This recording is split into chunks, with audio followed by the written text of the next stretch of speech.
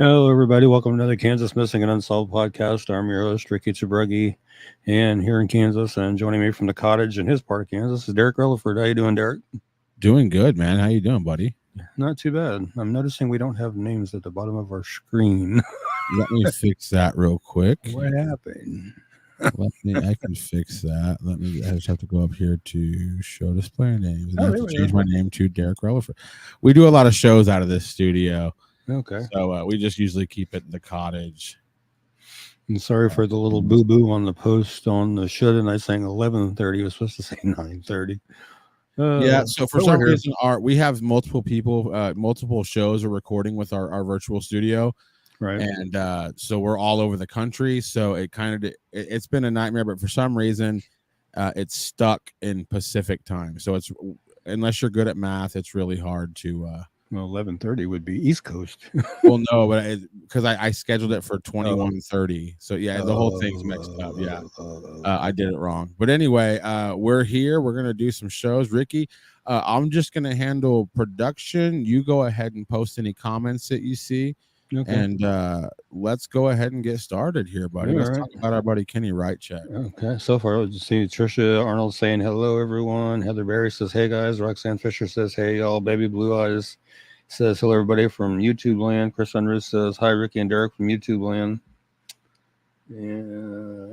Yep, Kelly's here. Kelly Uphoff, she's here. Good deal. And, of course, Baby Blue Eyes is Donda, of course. Anyway, here let's talk about Kenny Rychek here. He's missing from here in Salina, Kansas since November 4th, 2019. He was 69 when he went missing. He would now be 73. 5'9" tall, 175 pounds, gray hair, blue eyes. He does sometimes use the name Brown as opposed to his given name of Rychek. He does suffer from diminished mental health capabilities, and he is on disability. He has not tried to access any of his money since he was last seen, and he may have family up in northwest Kansas, possibly around Colby.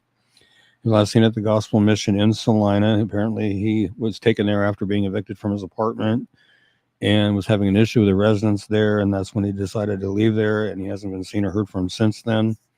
He does not have a cell phone, vehicle, or any identification. He was 69 when he went missing. He's now 73. 5'9" tall, weighs about 175 pounds. He has gray hair and blue eyes.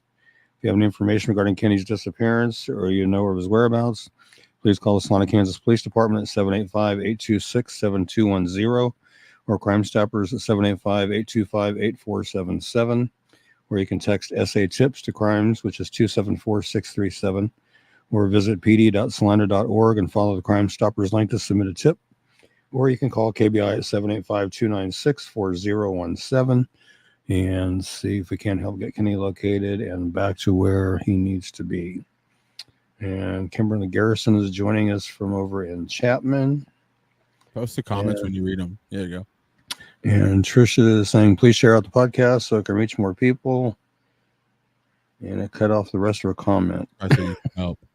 I'm assuming as you could help bring somebody home or something to that degree, I'm sure. Trisha's the best. And Elaine says, hi all. Hey, Trisha Elaine. owns one of the only 4 Kansas Missing and Unsolved hoodies on the planet. Yeah, my brother still has his. I never got one ordered, darn it. No. I have a lady here in Elkhart that prints stuff. She can get us some stuff printed for pretty Cool. for a pretty good price. And then we got Melissa Gurney. Hello, listening from Lincoln, Kansas. My thing with Kenny is do you know where he lived when he was evicted? He was living on Elm Street across the street from the police department. And what happened to the land his house was sitting on he was evicted from? Well, initially I thought that's where they made the parking lot, but I was told that I was in error on that and that he lived just east of that on the next block up. So I'm not sure now. Because I'm curious if he was evicted because his house was sitting on property that somebody else wanted to put something better on, which again, I'm not trying to make it sound like some land developer is responsible, but I'm just saying like a lot of people don't realize that when you buy property that's occupied and you remove people from it, like stuff like this can happen. You know, Kenny is a special needs dude. Yeah. He is somebody. I have a special needs son. He's very high developing, but he does have autism and he needs routine. He needs things done the same way. You take somebody who who has any kind of mental capacity issues, and you remove the routine from their life, and it's very drastic. It's very daunting. So it's just sad that Kenny hasn't been seen since 2019, and if nobody Right. needed his property, if he wouldn't, whatever happened, if he wouldn't have been removed from his home, he might still be around. And this is Katie Kenyon. She's saying, "Thank you so much for helping me. My nephew Navin was spotted at 21st and Ridge because of your flyers. He's still missing as of today," which I do have him lined up to be covered on the show tonight, actually. We will do that 100%. We will be talking about him a little bit later. Well, let's talk about Dana Jane Bruce.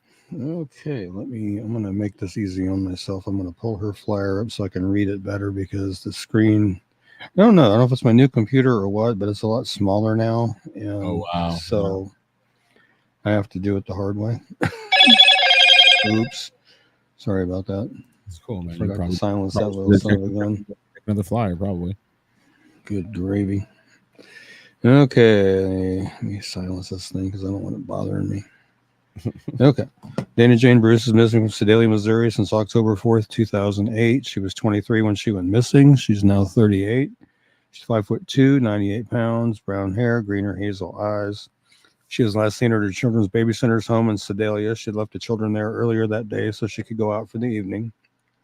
She returned at midnight and gave the babysitter more money and asked her to watch the children for the rest of the night. Dana was seen at Malone's Bar on Main Street with a young man driving a late model red Ford F-150 truck earlier on the night of her disappearance. She left with that man at 11:30 p.m. Police have identified the man Dana was with on the night that she vanished. He traveled to Atlanta, Georgia after her disappearance, and police questioned him about Dana after he was arrested there on unrelated charges of marijuana possession and driving on a suspended license. Authorities have not named him publicly, but they are calling him a person of interest in her case. He told his questioners that he and Dana parted ways after they left the bar, and he never saw her again after that. She left all of her belongings behind, including her hairbrush and toothbrush. She doesn't have any credit cards, debit cards, checking account, cell phone, or a car. Again, at the time of her disappearance, she was 23. She'd now be 38. She is 5'2" tall and weighs 98 pounds. She has brown hair that was colored brown at the roots and black at the ends with red highlights and green or hazel eyes. Dana was last known to be wearing a black t-shirt with the word Rebel in silver lettering on the front and blue jeans. Dana has a tattoo of a teddy bear with wings and the name Dylan on her upper left arm. Excuse me. She's blind in her left eye. Dana has a 2-inch scar along her lower spine and a staple scar on her right shoulder. Her ears are pierced 1 time each. If you have any information regarding Dana's disappearance or you know her whereabouts, please call the Sedalia, Missouri Police Department at 660-827-7823 or 660-826-8100. Or the Missouri State Highway Patrol at 573-526-6178, or their toll-free number, 866-362-6422, and see if we can help get Dana located and back home where she needs to be. Way too long. Yeah, definitely. Definitely.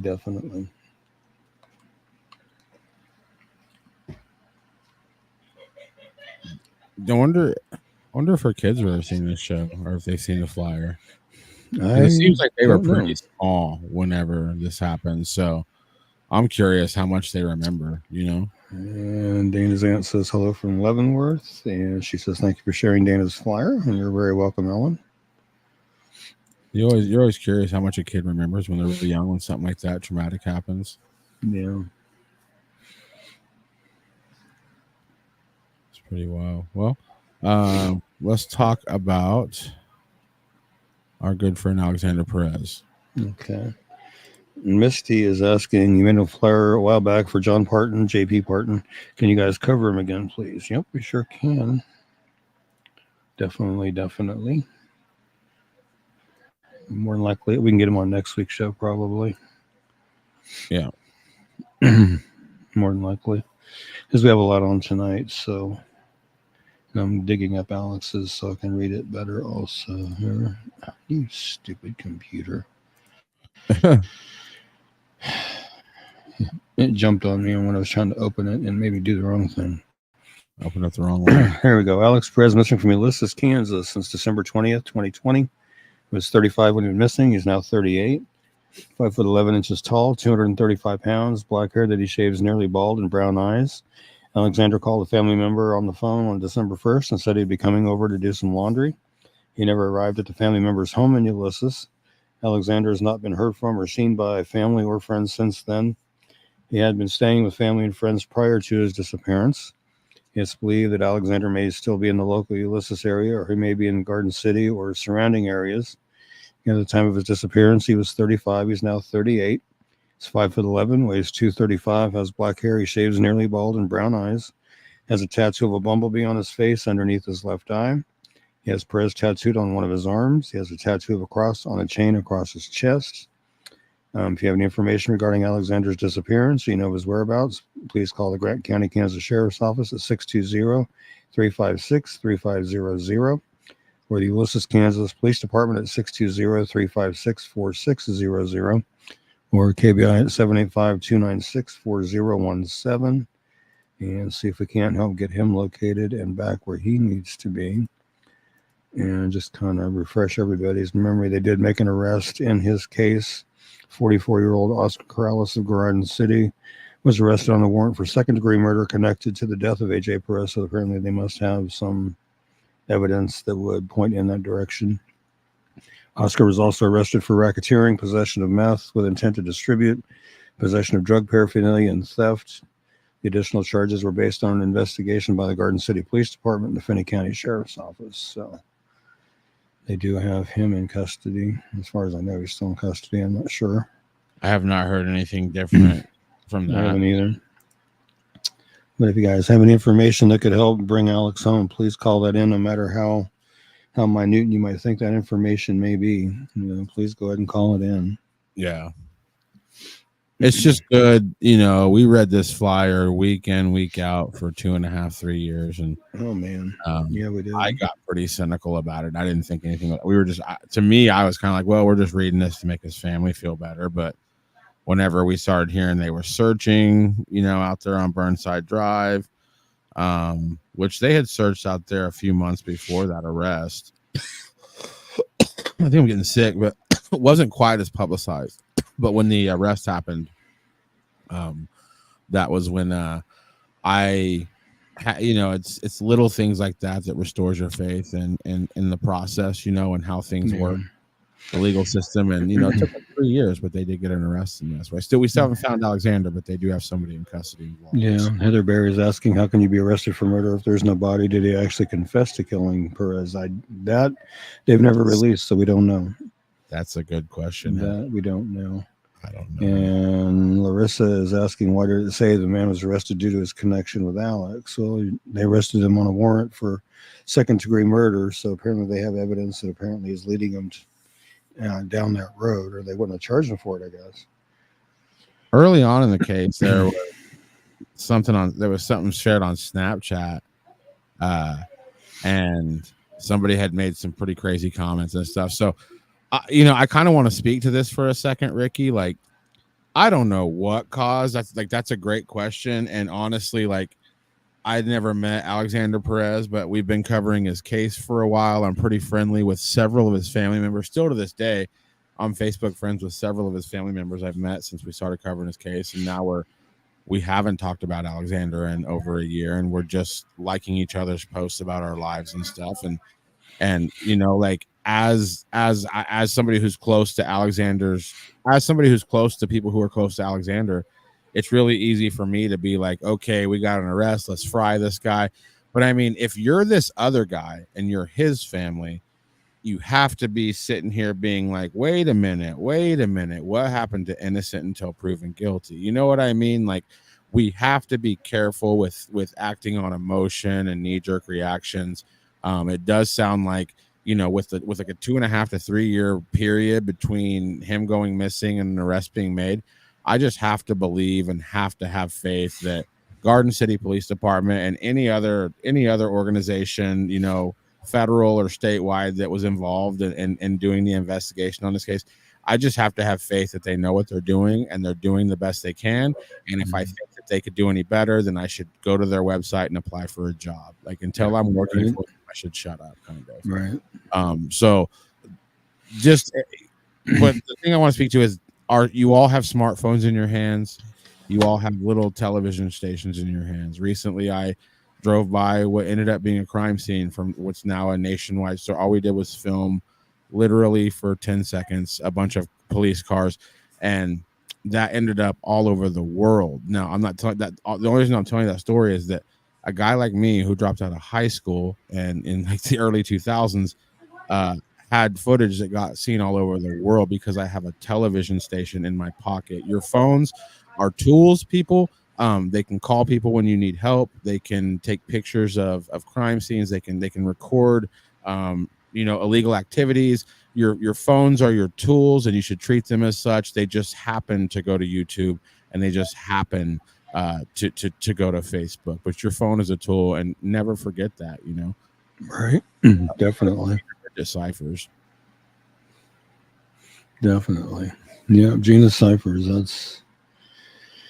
That's another one here from here in Salina. It's unsolved homicide, actually. I got to thinking about a lot of these cases here in town, and this last weekend, I actually set up a Kansas Missing and Unsolved table at the local wrestling show here in town, and mainly just about every case I had there on the flyers. I had bulletin board up, and I had I think 8 cases on there, and then I had a binder sitting on the table that had more in it that were all Salina Saline County cases, and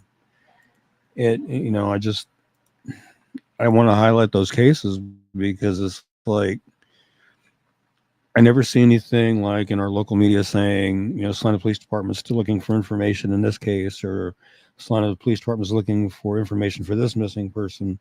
And I never see anything on Salina Police Department's Facebook, saying that they're looking for anything. So I just feel like I got to keep pushing these cases so they're not forgotten about. And I want to keep them fresh in everybody's mind. And Gina's is another one. I mean, she was 24 years old. She had an infant son. By all accounts, she was a loving mother and a good person. It was December 28th, 1995. Gina dropped off her 15-month-old son at a daycare program called Morning Out for Moms at a Salina church. When she didn't return for a couple hours, the daycare called Gina's boyfriend at work. He went to the mobile home they shared and found the young woman brutally murdered. Her son was suddenly without his mom, and police were left with a case that has been proven a tough one because it's still unsolved, all these years later. It was a crowded mobile home park in the heart of the city with trailers that were close together, which no longer is there. It's a big, huge, empty, vacant lot now. The violence happened sometime between 9 a.m. and noon, and all these years later, her murder does still remain unsolved. Initial newspaper report says she was stabbed, but police are keeping a lot of details secret. They say there have been a lot of leads that have gone nowhere. If you do have any information on Gina's death, please call the Salina, Kansas Police Department at 785-826-7210 or call Crime Stoppers at 785-825-8477 or text SA TIPS to CRIMES, which is 274637, or go to www.pd.salina.org. Follow the Crime Stoppers link to submit your tip. You may receive a cash reward of up to $1,000, and you're not required to give your name. Or call the KBI at 800-572-7463. And there is a governor's reward of $5,000 available for the arrest and conviction of the person or persons responsible for Gina's death. And as you can see on her flyer there's that little playing card in the lower right corner there. That's from the cold case playing card deck that the prison system has done, and Department of Corrections has done, and they've put in all the Kansas jails and prisons to try to hopefully generate tips as well. And I did flyers for every single card in that deck. Did you ever get a copy of that deck? Yeah, I do have that deck. I actually was sent 2 for my contributions. My brother has the other one. I have mine. So nice. Well, those are a great idea. I love great ideas. Like they know these incarcerated individuals are playing cards to pass the time. Why not put these cases on the back? Why not? Yeah, and I do hope they do a second deck. I really do. Other states have been doing this for quite some time, and I really hope Kansas follows suit and continue to do future decks. Yeah, because there's a lot of cases out there that still need to be solved. Is not even close. I'm glad you mentioned that. As of right now, let me refresh my page just so I'm giving accurate information. As of right now, in the state of Kansas, 234 juveniles, which was 232 when we started the show. Wow. 407 adults. And I'm saying this, I'm being serious. No, it's 233. So when we started the show, it was 233. And I just now looked up and it says 234. And about 10 minutes ago, Ricky's phone dinged.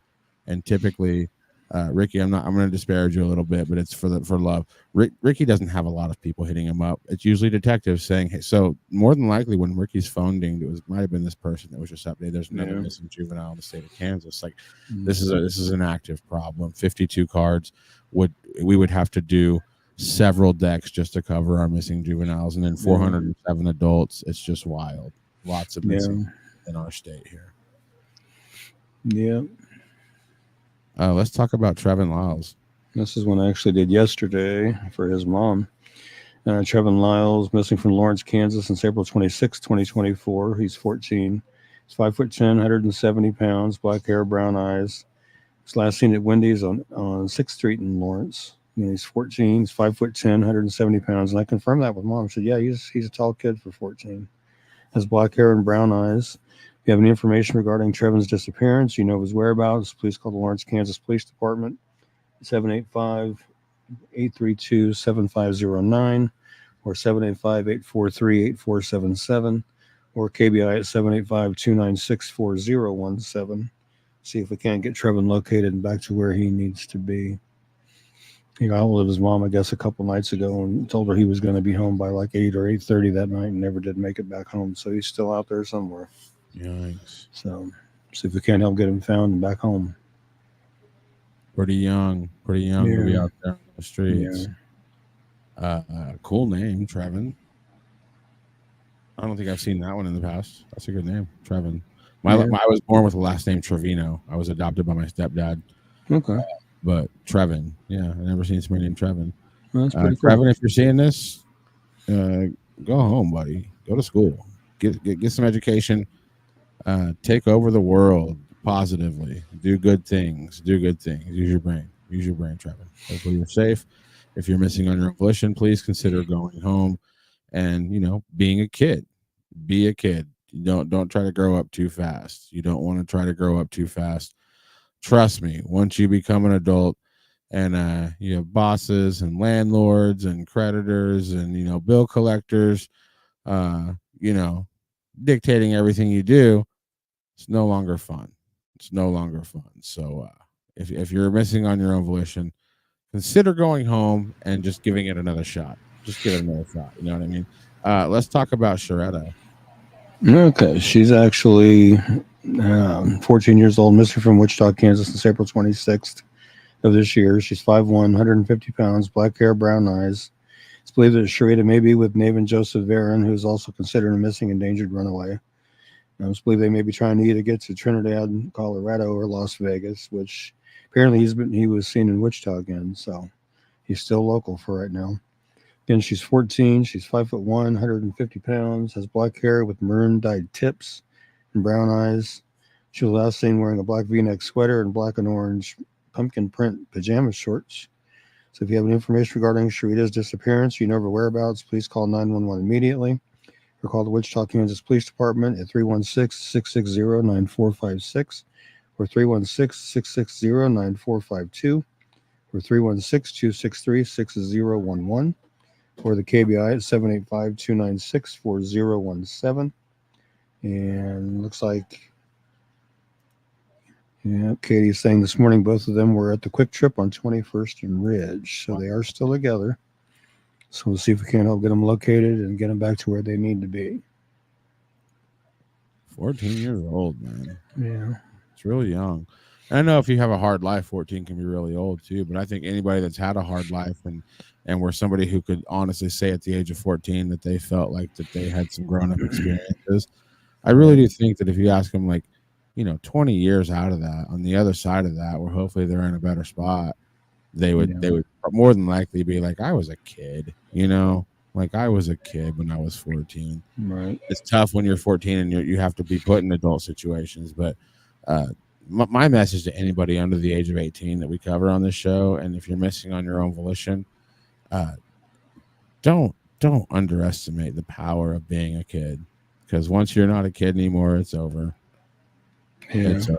Adulthood is often cruel. There's a lot of joy and a lot of happiness in adulthood, but it's often cruel and it's often unwavering.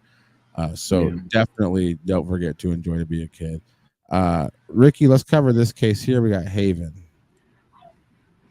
Yeah, and he is the other part of that equation there. Navin Joseph Varon, missing endangered runaway from Wichita, Kansas, missing since April 26, 2024. He's also 14. 5'6", 140 pounds, brown hair that was last known to be dyed blue, and brown eyes. Believed he's with Sharita Young, who's also considered a missing endangered runaway. It was thought that they may be trying to get to Trinidad, Colorado, or Las Vegas, but again, they were seen at the Quick Trip on 21st and Ridge in Wichita. Again, he is 14, 5'6", 140 pounds, brown hair that's last been known to be dyed blue. He does and have brown eyes also. If you have any information regarding Navin's disappearance, you know his whereabouts, please call 911 immediately or call the Wichita, Kansas Police Department at 316-660-9456 or 316-660-9452 or 316-263-6011 or the KBI at 785-296-4017 and see if we can get Navin and Sharita located and back home. Because I know their families are definitely looking for him, that's for sure. Oh, yeah. That's scary stuff. Wichita's big. Yeah. I'm in a little old Elkhart right now, man. Wichita's that's a big boy. Sounds like your daughter's back there watching some YouTube, maybe. Yeah, can you hear her giggling? Just a little bit. That's what I just figured. All right. All right. This is a case from Atchison. We've covered this one in the past, and this is pretty interesting. Go ahead. This is Billy Bob Black and Mary Lou Black, and again missing from Atchison, Kansas on September 11, 2009. Billy was 74 when he was missing. He'd now be 88. Mary was 72 when she went missing. He would be 87. And Billy is 6 foot tall, 190 pounds, gray hair, brown eyes. Mary Lou is 5'1", 115 pounds, gray hair and brown eyes. Let's see, they left their home in the 2400 block of Pacific Street in their light blue four-door 1990 Honda Civic with Kansas license plate number AWX605 and never returned. Their vehicle has never been located either.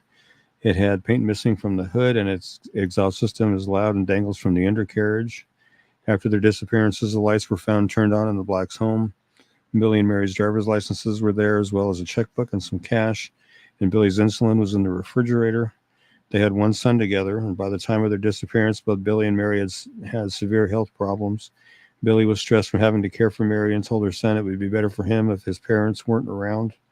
Authorities and members of Black's family believe they're no longer alive. One theory is that they drove either accidentally or intentionally into the Missouri River.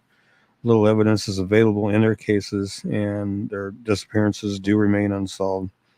If you have any information regarding Billy and Mary's disappearance or you know of their whereabouts, please call the Atchison, Kansas Sheriff's Office at 913-367-4323 or the KBI at 785-296-4017 and see if we can help get Billy and Mary Lou located and back home to their son where they need to be. Wow. And I do know in talking to Dennis with Muddy Water Search and Recovery, he's got a list of searches that he's planning on trying to do this spring and summer, and one of the searches is going to be for Billy and Mary Lou. So hopefully he can find something.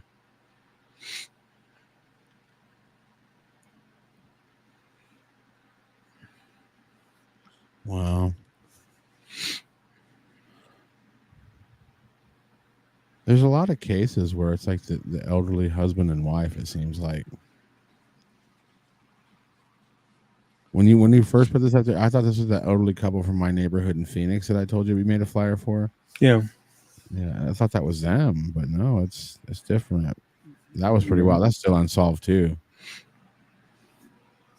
T. Montez.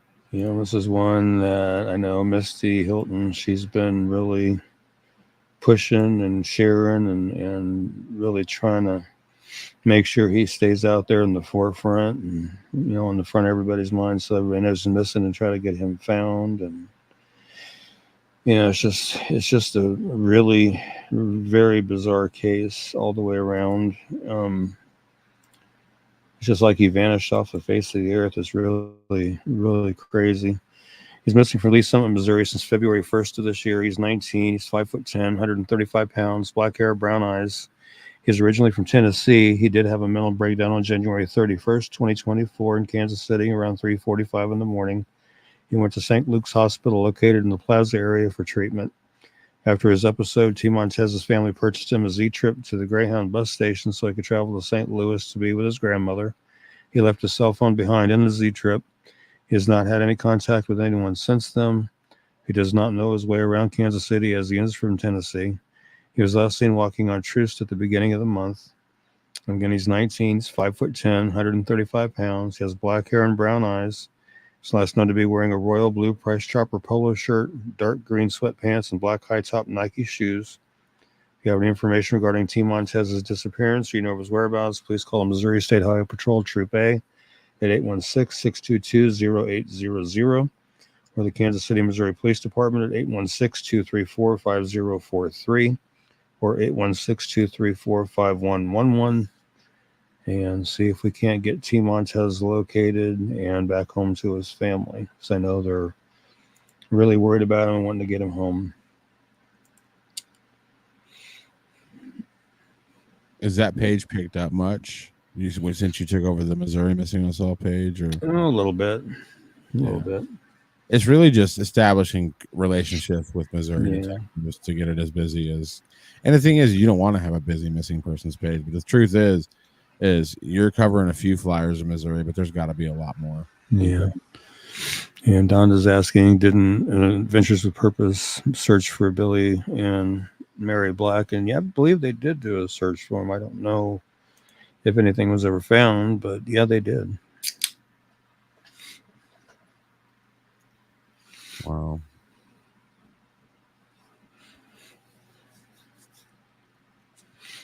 I'm enjoying my Food Club Diet Cola. Oh, I see. Are you back on milk, or what are you sipping on? I'm sipping on some Starry. Starry? What's the verdict? Do you like it? My kid loves Sprite, and he didn't like Starry for a while, but now he kind of likes it, but he's not a huge fan of Starry. Starry, I like Starry. I drink it quite a bit. Really? Yeah. Do they have any diet Starry? I haven't seen that yet. I got to do diet, man. I try to watch my figure, buddy.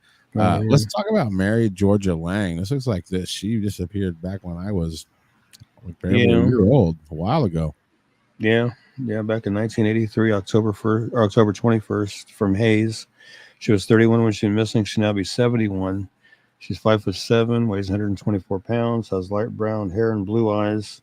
She was last seen in downtown Hayes around 1 o'clock in the afternoon on October 21st, 1983. She was working as a secretary for a local attorney and was running errands for him when she disappeared, taking papers to other attorneys to get their signatures. At 5 p.m., Mary's maroon and gray 77 Datsun 280Z was found in the 200 block of East 12th Street. The door was slightly ajar, and Lang's purse and legal papers were on the front seat. There was no sign of Mary at the scene. Mary's coat with her keys in the pocket was found 5 days later inside a box under a bridge on a county road about 6 to 10 miles northwest of Hayes. And again, at the time of her disappearance, Mary was 31. She'd now be 71. She's 5'4", weighs 124 pounds. She has light brown hair and blue eyes. She was last known to be wearing a black turtleneck sweater, a tan skirt, and brown boots. If you have any information regarding Mary's disappearance, you know her whereabouts, please call the Hayes, Kansas Police Department at 785-625-1030 or the Ellis County, Kansas Sheriff's Office at 785-625-1040 or the KBI at 785-296. Interesting. 8200. I wonder why I have that number. That's a different one than I usually put. It's usually 4096 or 4097, excuse me. But if you have any information regarding Mary's disappearance, get that information in there. I know there was talk here a little while back, that maybe they were thinking they were trying to link it to BTK there for a little bit. I don't know if they were able to actually do that, but I know they were thinking maybe. But I don't know. And if you go to Charlie Project or Reader Case Summary there, they had a different person of interest in mind in the summary on there, and I don't think that one panned out either. I don't believe. Really? Mm-hmm. But at any rate, we need to get her found and get her back home. Yeah. 1983.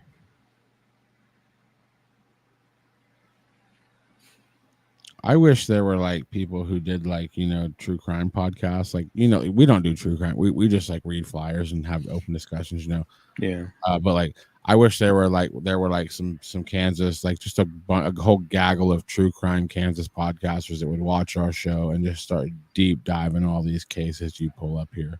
Oh yeah. Missing people, or like if it's like anything that's like a younger person missing and they're not sure if they're missing on their own volition or not, a little bit of a different story. But Mary Georgine Lane, missing since 1983, she could use a couple of podcasters with maybe some obsessive compulsive disorder going on, like me, that just don't take no for an answer and dig like hounds. These people who haven't been seen for 40 years. They need that type of attention. Ricky can read this flyer, but there's so much more to the story here that we don't know. We weren't there, not in Hayes. So if you're out there, and I'll say this just show has a big audience. I'll say this: if you're out there and you want to be a true crime podcaster, hit me up, backhomemedia.com. I'll teach you how to do it. We really need people out there in our state digging on these cases, because I do think that a lot of people talking and sharing information and sending private messages really gets the ball moving on a lot of these cases. Go ahead and read that comment, Rick. This is Stephanie Adams. She's saying, "Wow, Mary looks like my mom who disappeared in 1986 from Wellington.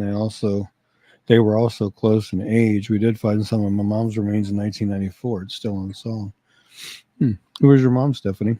Yeah, who's that? That is. We have Amy Howard down here saying, "Share, share, share." Thank you. Please do. Share out the show. Share out the flyers on the page. Wow. Anybody watching? We have 40 people watching. Anybody in Hayes? Janet Wickle. Janet Wickle. Still unsolved. I'll have to research that and see if I can put together a flyer for her. You don't have one? I don't believe so. That name's not ringing a bell right now. Never a pen when I need one. I'm going to ask computer. Let me write that down here.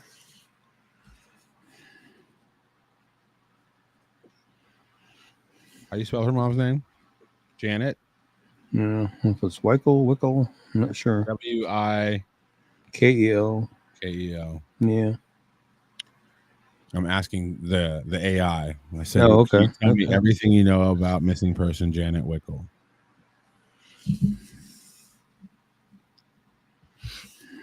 Okay, it says, all right, so this is what ChatGPT says. Janet Lee Rich Wickle, born in 1954, tragically disappeared in 1986 and is presumed deceased. She was last seen on May 16th, 1986, around 2 a.m. Details surrounding her disappearance remain limited. And then it says that there's a memorial that reflecting the case's unsolved nature. But that's a decent amount of information from ChatGPT. It sounds like this was a long time ago in the 80s as well. Yeah. What was our commenter's name? What is Janet's daughter's name who commented? Stephanie Adams. Stephanie Adams. Can I ask you, like, with it being that long ago, we're talking 30-some years ago, do you still get regular visits or phone calls, or at this point in technology, emails from detectives on your mom's case? I'm curious, like, what the relationship between somebody in a situation like Janet, where her daughter's living, they're thinking that Janet's probably deceased. It's been this long. I'm just curious if she's saying if they're still contacting her, or like if there's kind of like I was saying earlier with Alexander Perez's case. It's really easy to be like, man, they're not looking, but they're probably still looking. You know what I mean? Yeah. I'm looking on KBI here to see if she's listed as a missing person by any stretch, and I'm not finding her there. And what's it didn't say here where she went missing from. You know what? She said Wellington, Kansas.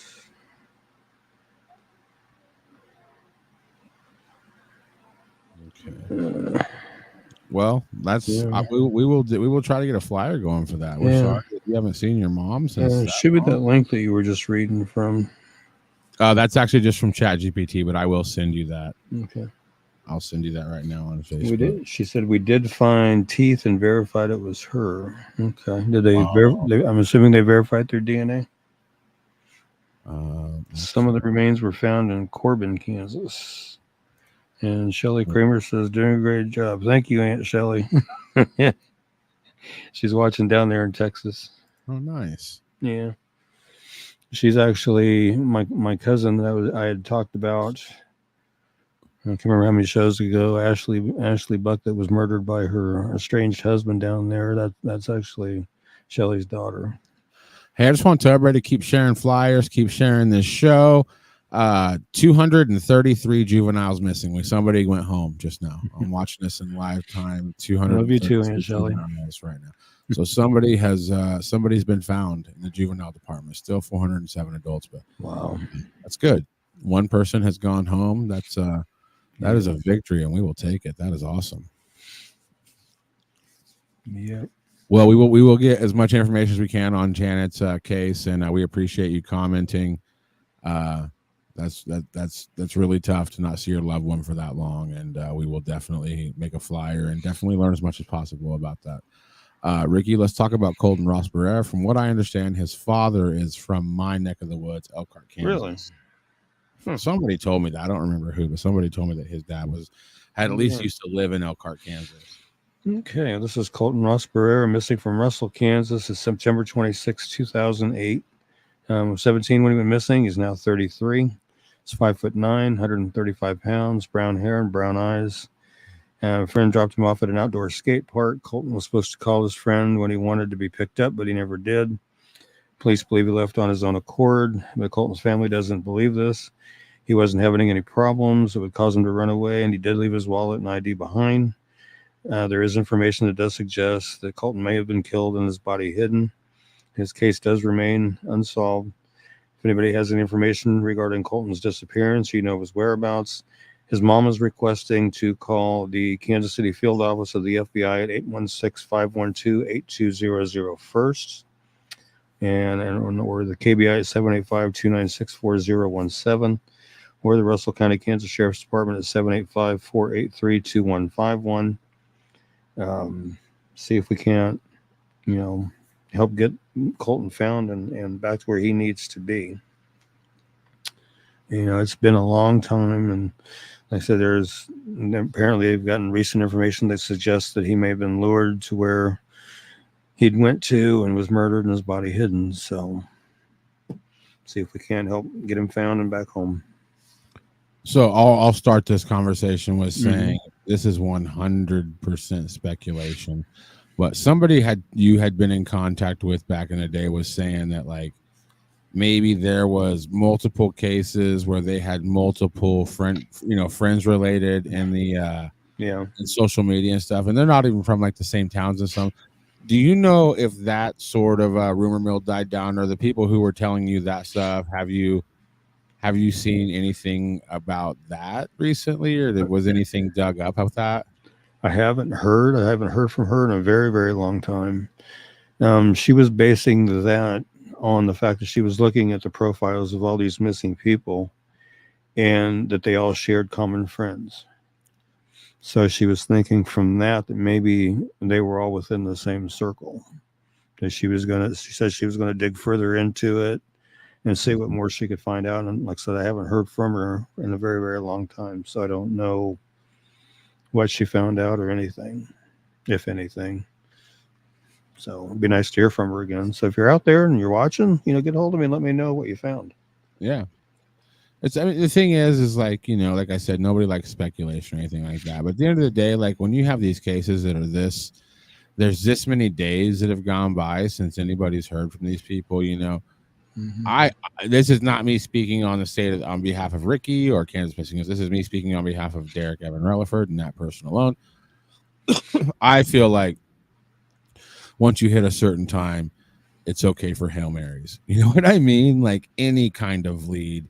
If it's my kid that's missing and it's been, 4 to 5 years since my kid's been seen, literally any lead I get, I'll probably follow, So Right. it's always good to see that people are thinking, people are, talking, and, it's good to know that people care enough to, dare I say the word, gossip enough about this stuff that it's really hard to get away with stuff in present day. So hopefully that'll happen in Colton's case. Let's talk about Hunter Gonzalez. Yeah, this is one that I was asked to get going again today. He is missing from Topeka, Kansas since April 29th of this year. He's 16, 5'9", weighs between 130 and 180 pounds, has brown hair and blue eyes. If you have any information regarding Hunter's disappearance, you know his whereabouts, please call the Topeka, Kansas Police Department. It's 785-368-9200 or KBI at 785-296-4017, and see if we can't get Hunter located and back to where he needs to be.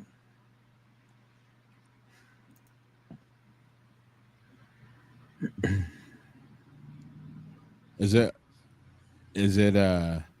pretty much the same detectives that you've always been dealing with, or have you met like some new people in this last couple of years? Or As far as Wichita goes, about the same ones. Topeka, the last one I was communicating with in Topeka, she left the police department, so I really don't have a contact with Topeka anymore. So oh wow, okay. I'd like to establish another one. That would be nice. That's something we need to work on then. Is getting that going again. I actually had two. I had one contact with Topeka. She retired. Another one took over and had hers a contact for a while, and she left the police department. So hopefully I'll get another one. Yeah. Well, we will put the word out. If anybody out there knows anybody who works in the Topeka Police Department, in the Missing Persons Department, give them Ricky Tebrugge's website, his Facebook page, and his number, and it'll make that noise. And we'll try to help people. Let's go ahead and talk about Michael Eugene Golub. This case was talked about quite a bit because of the missing moms case in Oklahoma. Yeah, a lot of people were saying it had, a lot of similar things. Talk about this one. Yeah, there's been a lot of chatter on one of his older versions of his flyer here recently too. So it's interesting. But Michael Eugene Golub was missing from Stanton County, Kansas, since May 20th of 2005. He's 27 when he went missing. He's now 46. He is 6'2" and weighed between 165 and 180 pounds. Had brown hair and blue eyes. He just finished work at his job at Kramer Harvesting. Was supposed to pick up his 5-year-old son at his ex-girlfriend's home, but he never arrived there. He's never been heard from again. He left behind a fiancée with whom he had an infant child. It's uncharacteristic of him to leave without warning. Michael's gold and brown Chevy S10 pickup with toolboxes and Trego County, Kansas license plates was found abandoned on a county road in northwest Grant County, Kansas, 2 days after his disappearance. Following the truck's location, authorities began investigating Michael's disappearance as a potential homicide. Shannon Floyd, Golub's ex-girlfriend, and her husband Chad Floyd were arrested and charged with first-degree murder and conspiracy to commit murder in Michael's case in June 2006. Authorities believe he went to their home and was shot to death on the night of his disappearance.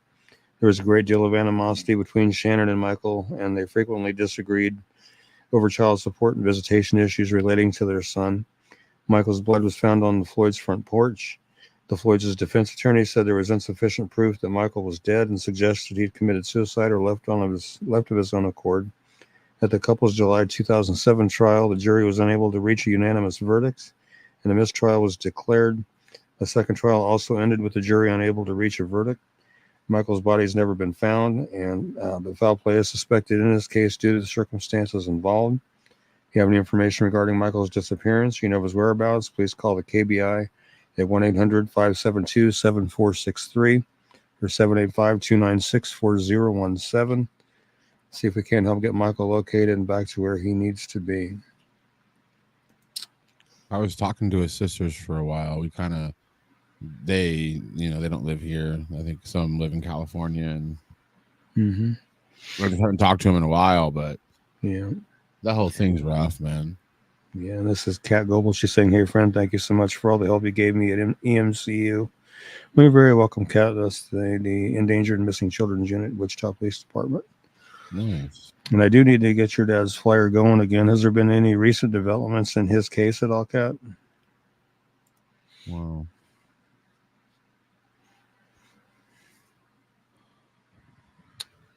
Let's talk about Vivian.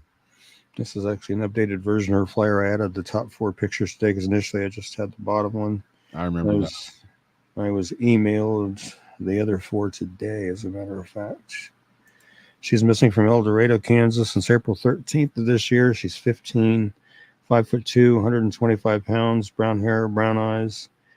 Don't have much more information than that. And if you have any information regarding Vivian's disappearance, you know her whereabouts, please call the El Dorado, Kansas Police Department at 316-321-9120 or 316-321-9100 or the KBI at 785-296-4017 and see if we can't get her located and back to her family. I got the additional picture sent to me because I was told that her family saw the initial flyer and they wanted to provide more photos than they did. So that's good. Yeah. Yep. It's been a little while. Definitely concerning. Yeah, it has. It's a little concerning when it gets to be weeks like that. I mean, like 17, 18 days now. Yeah. So not a little good. Concerning when it gets to be long like that. Yeah. We got 2 more flyers here. We want to thank everybody for hanging out with us tonight. Make sure you're liking Ricky's Kansas Missing and Unsolved Facebook page. Make sure you're visiting kmupod.com.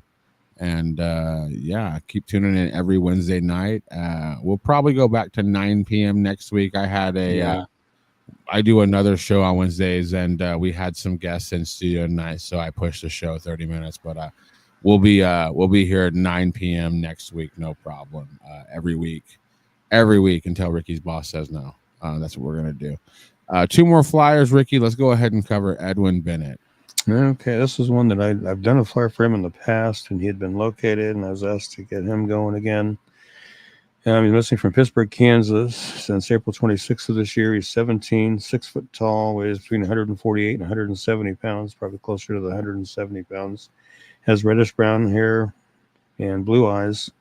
If you have any information regarding Edwin's disappearance, you know his whereabouts, please call the Pittsburgh, Kansas Police Department at 620-231 1700, or 620-231-8477, or KBI at 785-296-4017, and see if we can't get Edwin located and back to where he needs to be.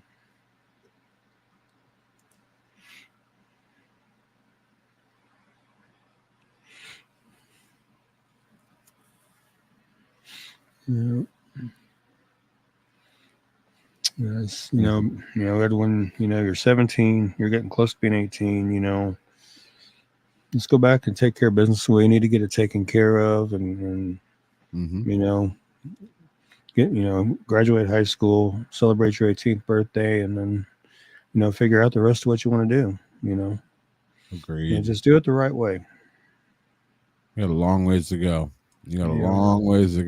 So just finish it out and do what you want to do. Be who you want to be. We got one more case. Catherine Adams. Did you send me this one, or was this just in here still? Do what now?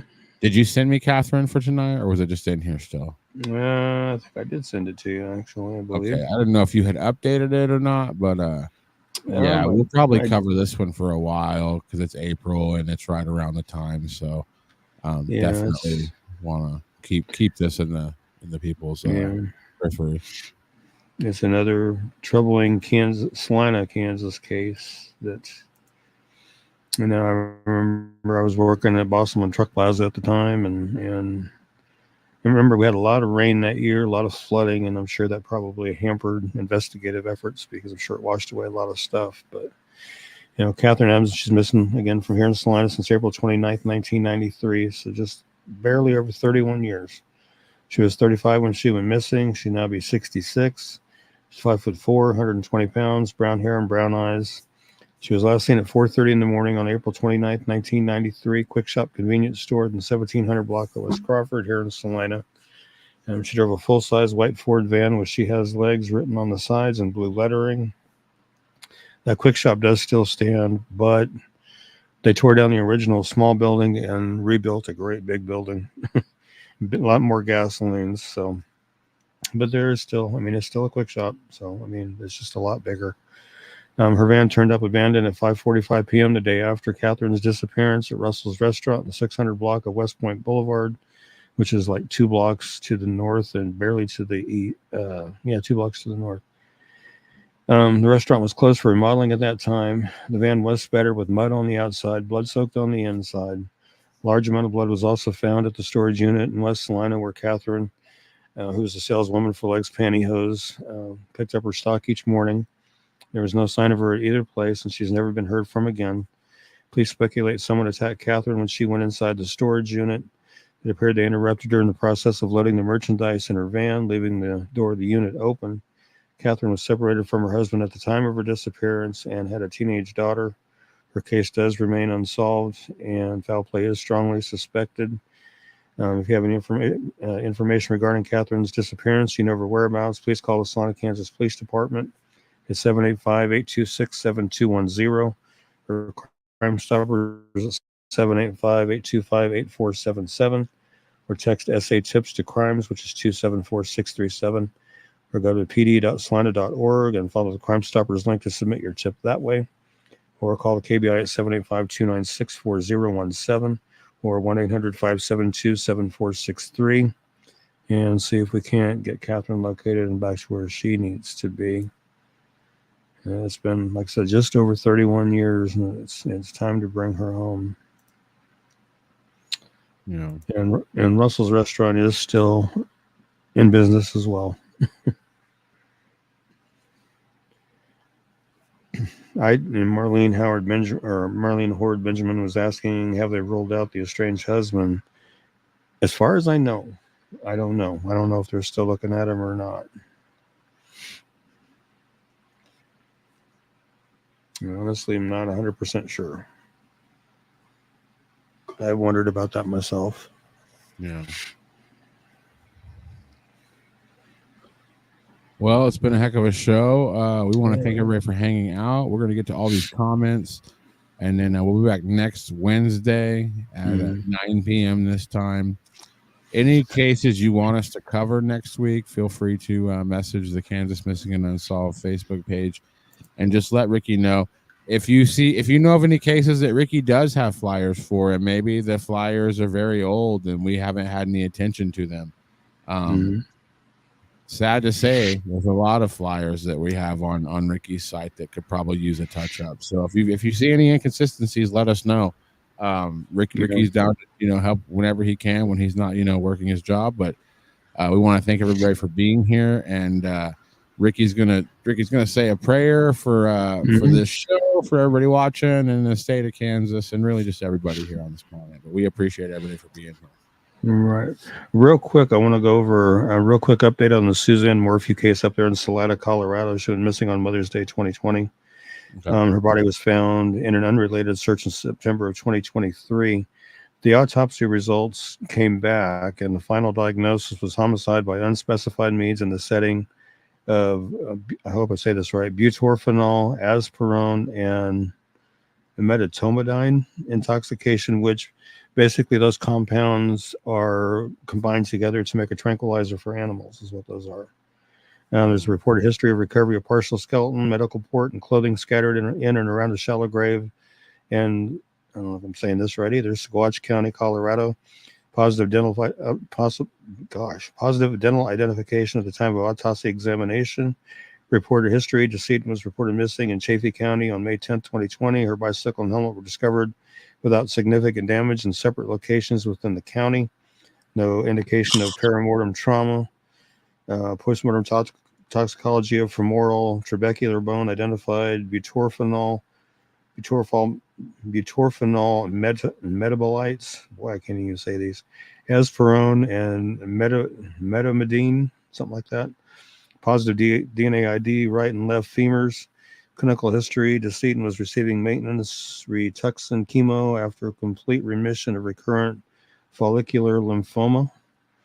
So, so basically those compounds are mixed together. They're marketed as a compound injectable chemical immobilizer for wildlife, providing pharmacologically reversible analgesia, sedation, and immobilization. So they're saying that they found those compounds in her bones. So they're saying those contributed to her death. So Yeah.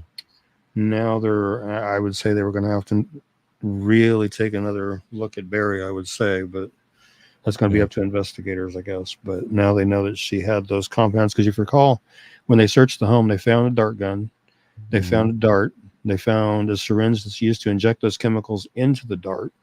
And then they found a dart cap in the washing machine with some laundry. I think it was clothing, bedding, and something else. But they found the dart cap in the washer. So, Yeah, but I mean, just to be honest, like the second this guy said his story of like, yeah, my mhm, wife, everybody was suspicious of this guy. I right. think at this point it's just about finding evidence, Yeah.